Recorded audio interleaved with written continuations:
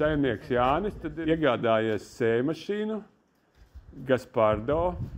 Un tu varbūt tad pastāsti, kas tad viņai labs, kas tad nav labs, jo es saprotu, ka šitas mēsgals ir baigi foršais.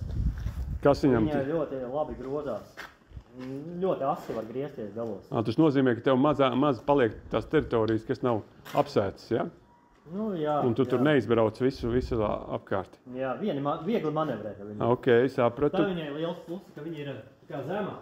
Par cik mums nav teleskopiskais iekrāvējs. Jā, tad tev viegli dabūt. Es varu ar parasto traktoru frontālo iekrāvēju ļoti viegli var iebērt, vai ne? Super, labi izklausās.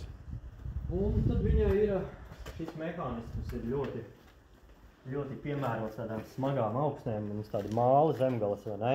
Okay. Viņš ļoti spēcīgi iespiež zemē un iesēj to sēku.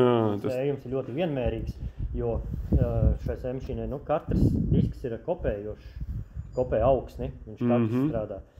Un ļoti vienmērīgs sējums ir. Bet šī jau tā ir tā sējmašīna, kura ir bez tās aršanas vispār. Šī tā ir pilnīgi bezaršanas tehnoloģija, bet ir bijušas kaut kādas situācijas, ka kāds kaimiņš paprasa uzartā zemē iesēt, vai ne? Viņā var arī uzartā zemē iesēt, ja vēlās. Jā, un tad viņš te... Un kā ir ar mēslošanu vienlaicīgi? Tur var arī? Viņai ir 2 bunkuriņi, vienā iet sēklā, otrā bunkuriņā mēslojums, un viņa blakus sēklā ieliek mēslojumu. Līdz ar to mēs ietaupām uzreiz var apmēram pusi samazināt NPK patēriņu. Ok, tad viņa kā precizijas mašīna, kas sanāk kaut kādā ziņā. Jā, jā. Un kas te vēl ir tāds būtisks no citiem mezgliem salīdzinot ar citām mašīnām? Tu teici, ka tev pirms tam arī bija...